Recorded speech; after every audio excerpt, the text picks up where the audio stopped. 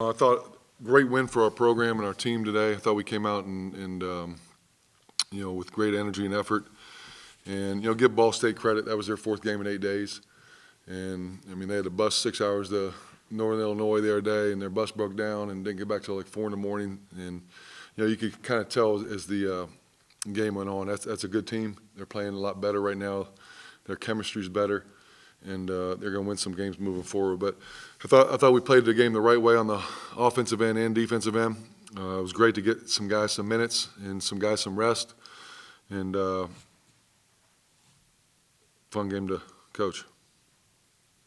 Coach, can you kind of break down the 12.5 minutes in between the last 8 minutes of the first half and the first 4 or so minutes of the second half where Ball State only scored 1 point or up the 12 on the field? Kind of, what did you guys do different on defense? Well, I thought they missed some shots. I thought that was probably part of the leg deal for them that they normally make, Thomas and Bumbalo. But I think, the first few wars that we played, the first 12 minutes, it was 23-all. I think it was 7:47 mark or something like that at the media timeout. And, that last 8-minute period, we went on a run and didn't let them score. And, it's kind of almost the same thing we did at Buffalo the other night. Those last 6-7 minutes of the first half were really big. And then even more important, I thought we got off to a great start, the second half and extended the lead, those first 2 wars. As a coach, you're always worried about the other team coming out with more intensity, trying to do something different from the first half. And I thought we sustained it, moving forward. Were you seeing common denominators in how you're playing defense, Jeff? You mentioned Buffalo and Northern Illinois before that. You guys have been really, really solid in a lot of different aspects defensively. What are you seeing on a daily basis now with that group? Yeah, I think our half-court defense is elite. And we always talk like, okay, how can teams beat you, right? Transition offense, going to the offensive boards. And, we chart the missed blockouts, and our guys have been doing a really, really good job of not giving up second chance points. So I thought, going in, I think this is whatever game that teams stop running their set plays because we've disrupted. We've kind of taken them out of what they want to do. And I think, the first half of the Toledo game, we didn't do any of that, right? Second half, we were a lot better. Miami, Northern Illinois, Buffalo tonight, we kind of played the defense that we want, disruption, making the teams, taking them out of what they want to do. And I thought our activity on the ball was really good. And, that's why we're winning, I think, at the rate we're winning.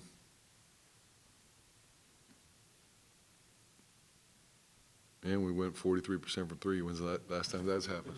That was good to see. That always helps. You're 17-3, probably the best start in program history over a 20-game sample. Does that permeate what you guys are doing?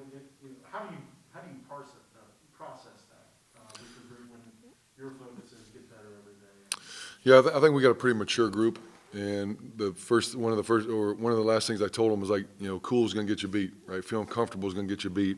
And I think our guys have done a really good job of coming with the right mindset, the right focus, every practice, every game, and taking care of business. And, it's awesome, right, for the university, for our program, great national story. But, our goal from day one is to get closer as a team every day and get better as a team every day. And like I said, if we start feeling good and feel comfortable, we're going to lose. But our guys have done a great job of, going practices to game to, carrying over the game plan to the game. And, it's a little different now with our, 6 game in 12 days, 3 and 5 here. Our preparation has been different the last couple of days, which I was a little worried about because we had good practices going into Miami, Northern, and Buffalo. So now it's like you got to be smart about it. Like tomorrow we'll probably do hardly anything, walk through, maybe get some free throws up, watch some film, but you have to worry about the mental freshness and the physical freshness of these guys. And it was good to see those other guys get minutes tonight. They deserve it, they earn it. Those guys are good players, and it was also good to get the starters some rest. Yeah, you mentioned some of those reserves, Luke Frazier, Josh McDaniels, are new to the team this semester. What have they meant to you these past few weeks, and obviously seeing some of those points falling late there? Yeah, those guys, they practice hard. They're great teammates. They cheer their team on. They're great role players. And, I mean, I was in that role. I mean, when I played my redshirt freshman year, I played 39 minutes the whole year. I didn't play the equivalent of one game. And we used to kind of take bets, like, legally, not like actual bets, like who was going to go in first between the DMP crew. And, I think, minute 17, we're always guessing who's going to go in first and what time.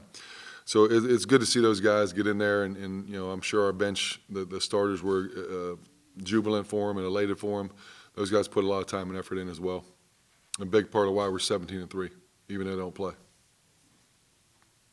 As Ben and Jason, you guys have been talking this way for the last couple of weeks. We're locked in. We started at a tip. We were locked in. What does that mean? What do you see that gives you that indication we're involved? Yeah, we're ready to go.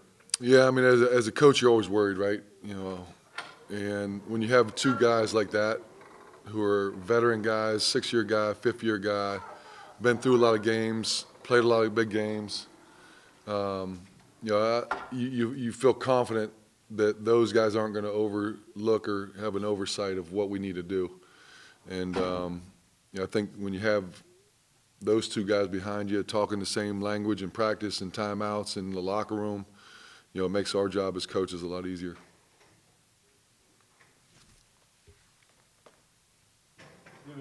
Any kind of thing with Robert? Yeah, he hurt his foot, whatever, was it Northern Illinois, and he's progressively gotten better, which is a good thing. Probably could have played tonight if we needed him to.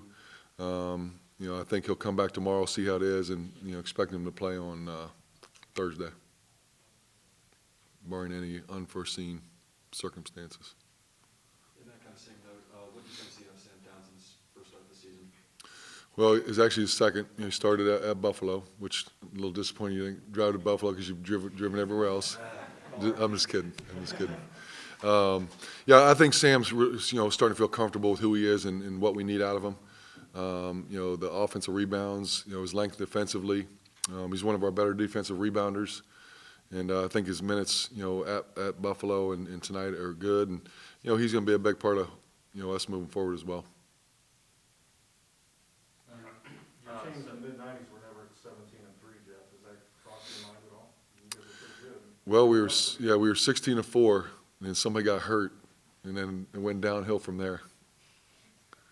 At a point in the second half, it was a lot of young guys and Tommy Schmuck, and he was kind of the elder guy out there. What do you have to say about his play and his leadership? Yeah, the big thing I kept telling him and Miles, just to be simple, right? You got a couple freshmen out there with you, Sam, a sophomore, and then when Illumide came in, just to keep it as simple as possible for those guys. And, Tommy's another kid, right? 5th-year kid. Miles, been in our program for 3 years. 2 more guys that you feel really comfortable with. And, just continue to play the right way, because sometimes in those situations you can kind of get out of character, force some shots. But I thought our guys did a really good job of executing, even the last, 4 or 5 minutes. 6 games in 12 days, could you have written a better way to start this run than you did tonight? Able to sit your big three for the last 12 minutes and all that? Maybe a 2-0 forfeit and no one, played at all. No, I think, we go one day at a time. Like I said, I think the biggest thing is, those other guys got some experience, and we were able to rest, the guys who play a lot of minutes. And I've never seen so much blood in my life, like cuts and mouths, and it was unbelievable. Tyler, our trainer, was like the cut doctor. But it was good to get those guys some rest heading into the stretch.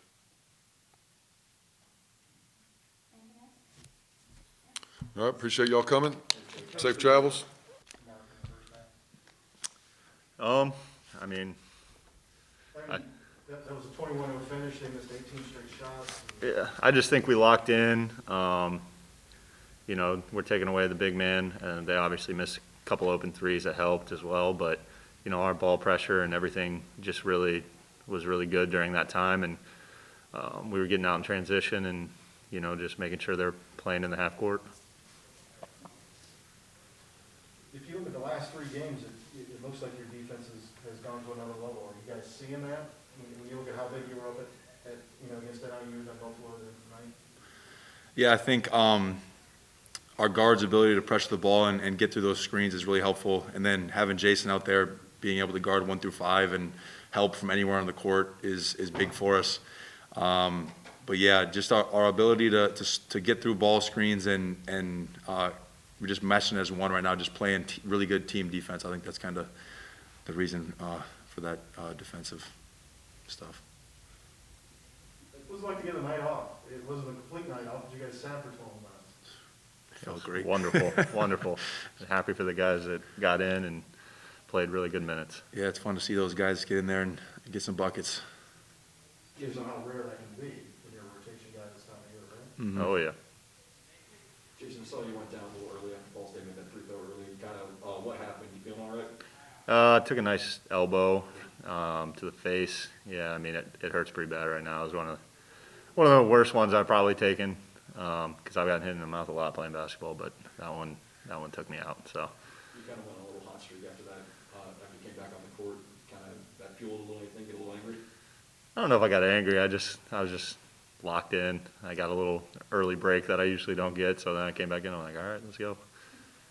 Obviously, play again on Thursday and then Saturday and then 3 road games next week. How do you guys, I guess, stay fresh, with all those games in a short amount of time? Sleep, hydration, watching what you eat. Those are 3 big ones. And then just being smart during practice, kind of picking our spots and what we want to work on and stuff like that. Yeah, the 6 games in 2 weeks is going to be a fun one. But yeah, I think sleep and hydration are 2 big ones, especially for us who have kind of cramped before and gone through some of that. So that's what we're going to be focusing on. But lots of guys on this team have said this recently. You guys are locked in for stupid people like me. What does that mean? Can you give me an example of being locked in and how someone watching the game might see that? I think an example of that would be taking the game plan that we get in the days leading up to a game and getting right into it from the tip. Some games, I think a team it might take a couple minutes to get into the flow of things and start to kind of get in the flow of the game. But I think our guys are doing a really good job taking what we're seeing in film, taking what we're working on in practice, and as soon as that ball is thrown for the tip, kind of getting straight to that. I would say that's a big part of why we're saying we're locked in right now. You got anything you want to add to that, Jason? Or an example of something you did or something you saw one of your teammates do on the floor that says, oh yeah, this guy's locked in? I mean, a big thing for me, especially on the defensive side of things, is just the way we communicate. And we know like every possession's not going to go perfect, but our ability to, communicate, be like, all right, Ben has his guy rolling, but he's not going to get back. I'll take him. Ben, stay up. And then we had our guards talking and, Xing those flare screens, whatever they are, just like, communicating when we get in those bad positions where we're like, all right, we can't do what we want to do, but we're going to try to stop it any way we can and communicate that. So the ability to adapt, adjust, Oh, yeah. even if things don't play out perfectly in front of you.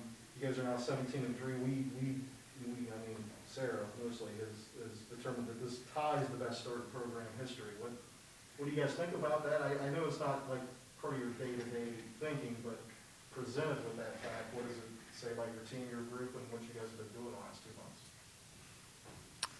Yeah, I mean, I think it just, like, it's obviously a good thing, but like Coach says, our goal wasn't coming in to be 17-3, but, we appreciate it, but also at the end of the day, we just keep taking it one game at a time, and, you don't get focused on all this other stuff, and, like the saying, we've been using one game, one possession at a time, and, we're taking that and rolling with it. Does it get harder the more you win, Ben? I don't think so.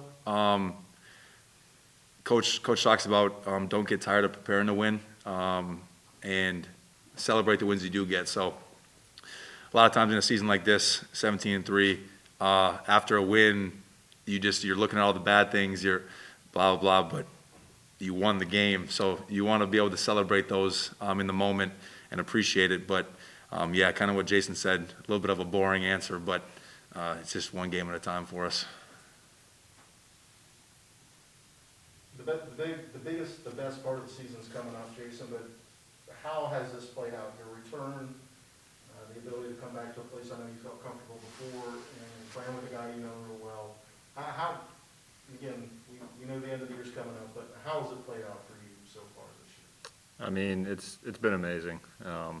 Every day has been really great. Like playing with these guys, Coach Boals, the coaching staff, like it's just been awesome.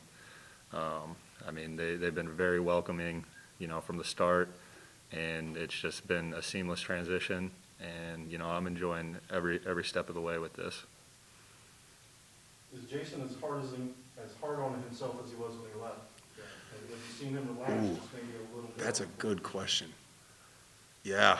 I remember when I first got here, I think I came into a workout and I just heard Jason just yelling at himself, like telling himself he's like the worst player ever. I haven't heard that one in a while. I think he's still probably his biggest critic, but he's gotten better. He's definitely better. Confidence is pretty high for him right now, so I'm loving it.